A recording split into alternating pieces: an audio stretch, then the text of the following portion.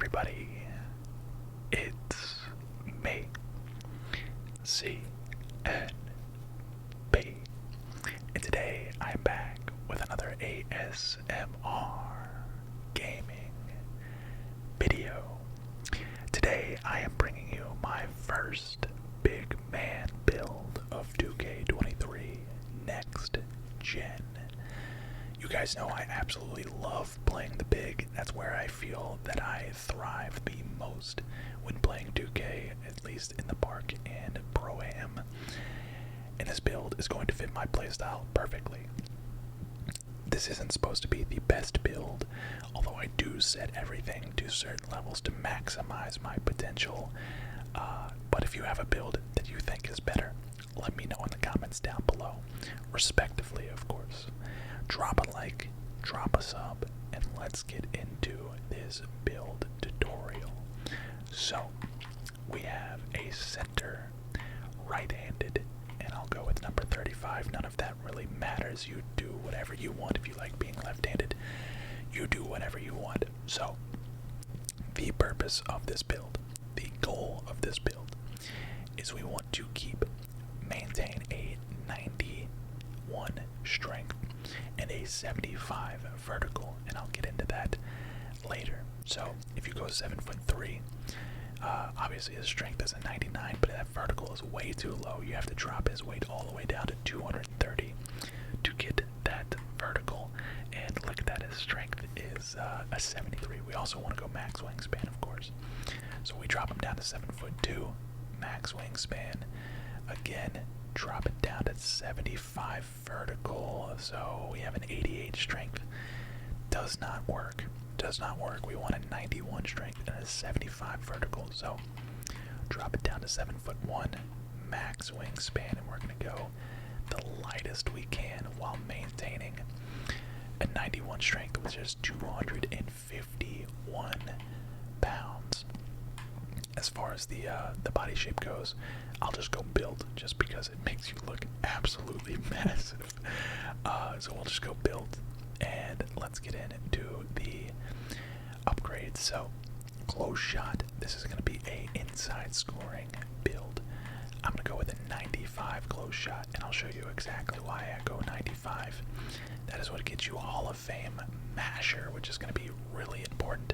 It's going to be a really good badge whenever you have a mismatch over a smaller defender.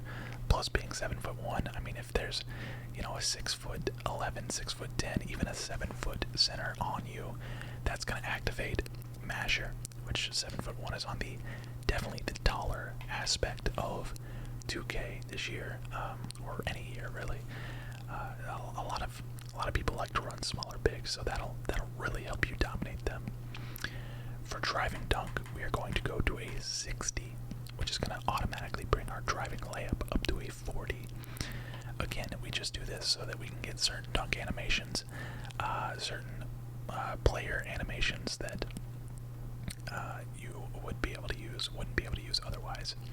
Standing dunk. This is where we're going to get into the 90s with our dunk ratings. We're going to go to a 90 because that's going to get us gold rise up, which again, if we're going to be grabbing offensive rebounds, we want to get those putbacks, increases the likelihood of dunking or posterizing your opponent when standing in the painted area. So this is basically another form of posterizer, which we won't be able to get because we don't have a high enough driving dunk. This is our big man posterizer badge.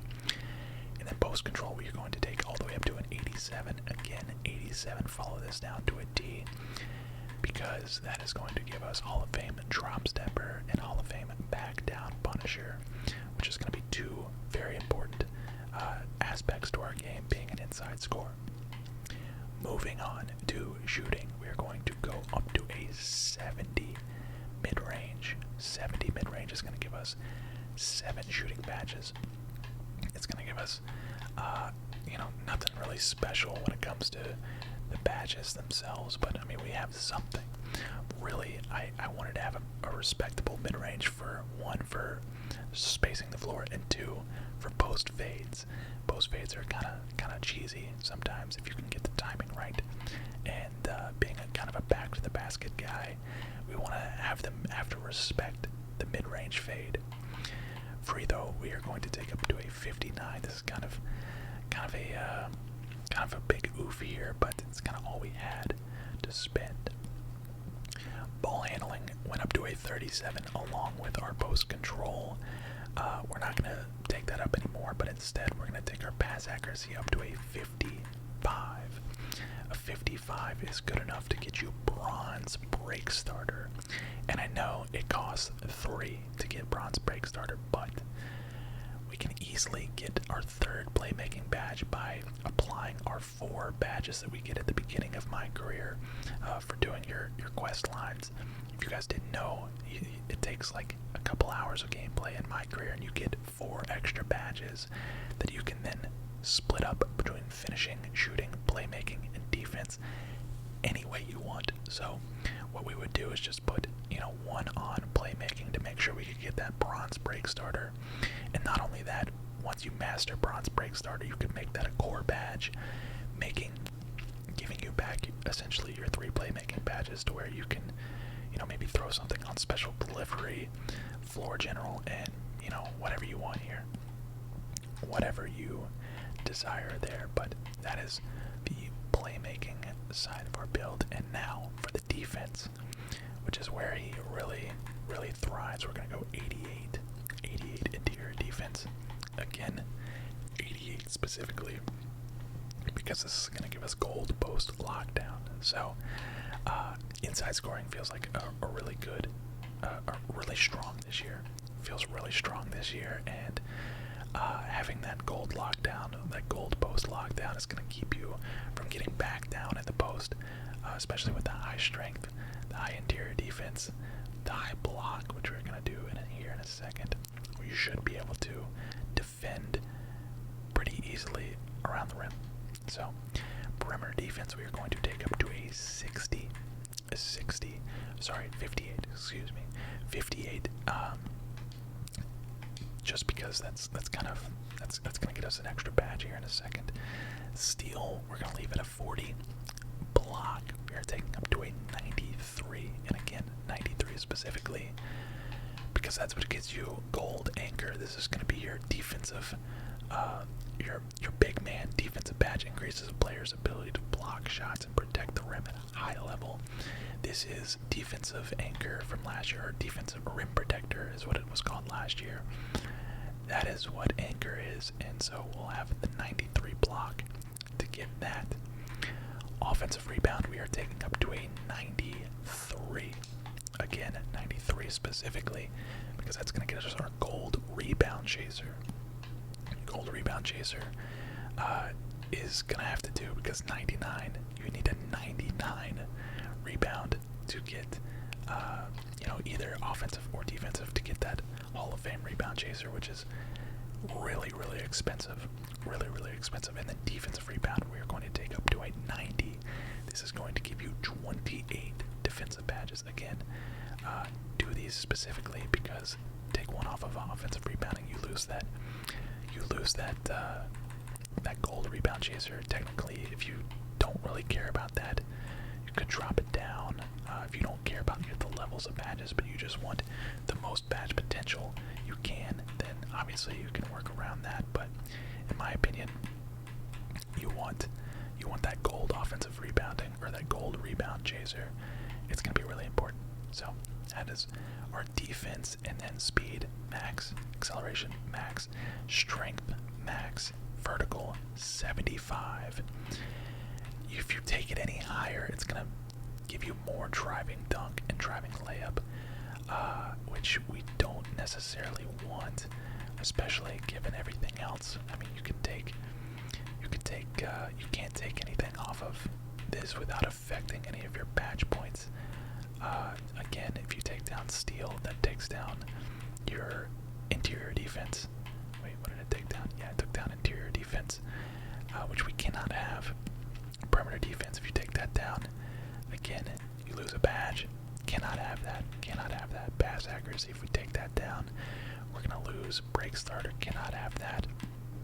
You could take down your free throw to a 55, but then, again, you still cannot get anything extra on vertical.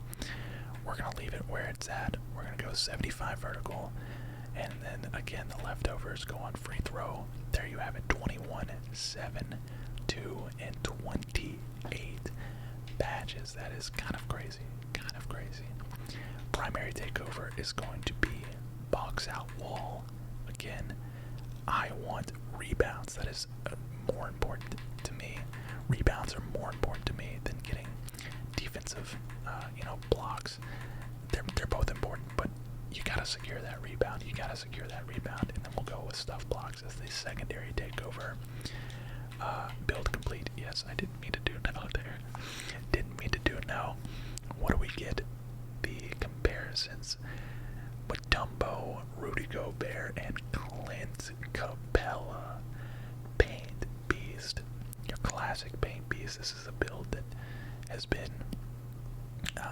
in the game for generations now. But yeah, not too bad if you ask me. This is exactly, again, if you go back, watch the video over again, you will see everything that I split up, everything that I added to my player had a reason. I think this is the most perfect Paint Beast build. Again, you're going to get big man elite, big man standing dunks because of that 75 vertical. You're going to be able to get Shaquille O'Neal's dunk package. You're going to be able to get gold rebound chaser, gold anchor. One thing I forgot to mention is when we take our strength up to max, another thing that does for you is it gets you, look at this. Oh, would you look at that? It got us Hall of Fame box out beast. That is legendary. That is going to help us just absolutely move whoever's boxing us out of the way on offensive rebounding, and of course on defensive rebounding as well. Works on both ends of the floor. Legendary badge. Love that. Love that. Box out wall. It used to be called, I think, box. No, it used to just be called box. Now it's called box out beast. Really good badge. Really, really good badge. But again, if you want me to do more of these my player builds, these my player tutorials, if you want me to do a different position, let me know in the comments section down below. But that's gonna do it for today's video, and I will see you all in